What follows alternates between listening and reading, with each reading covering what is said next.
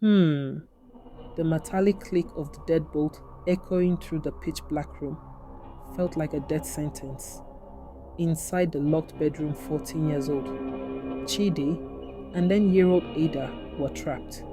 The air in the room didn't just feel cold anymore, it felt heavy, thick, and smelled of dead corpse. Chidi, I'm scared. Ada whimpered, her voice trembling as tears streamed down her face.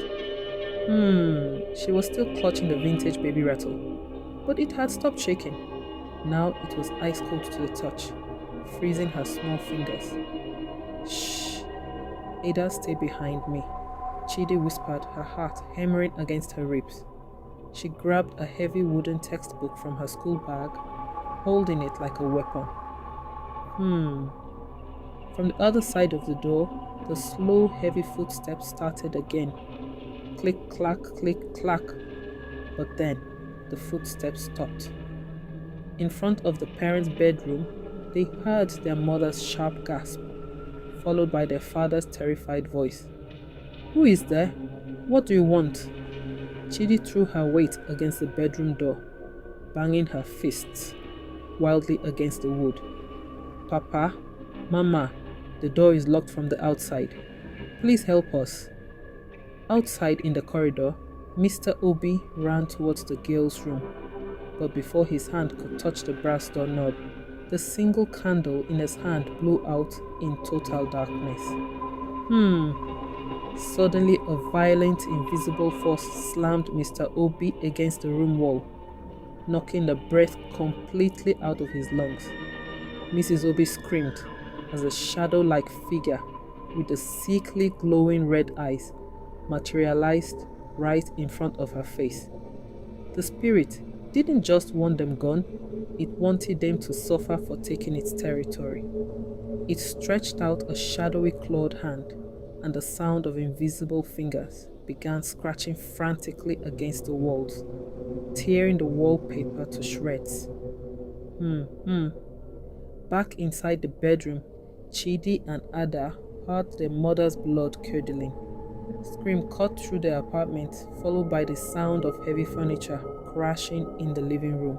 Mama, Papa, Chidi cried out, tears finally breaking through her brave face. She kicked the door, but it wouldn't open. Then Ada gasped. Chidi, look at the walls. The dark bedroom was changing. The shadows on the walls began to twist and reshape themselves into the silhouettes of agonizing, screaming faces. The spirit was showing them its power.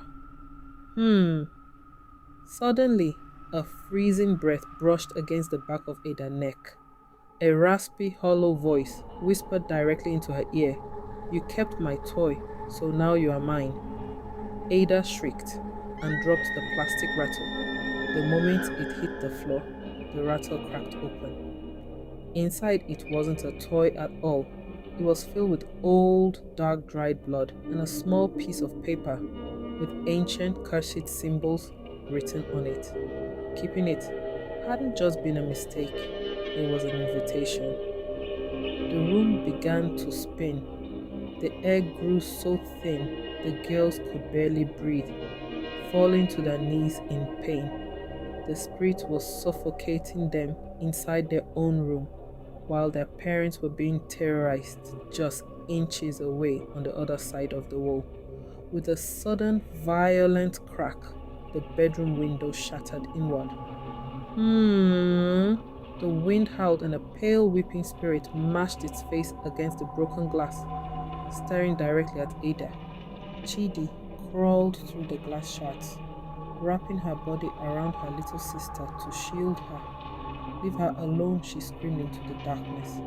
Suddenly, the entity in the room let out a deafening, furious roar that shook the entire apartment building. The floorboards began to pull apart, and the darkness closed in on them completely. Ada is now officially the center of the spirit's focus because she kept the toy. Now, the family are going through a lot of pain. The parents are under attack, and the girls are suffocating in a room that is actively transforming. Stay active for the part 3, where the family has to find a way to reunite and discover the dark history of this Lagos house to fight back.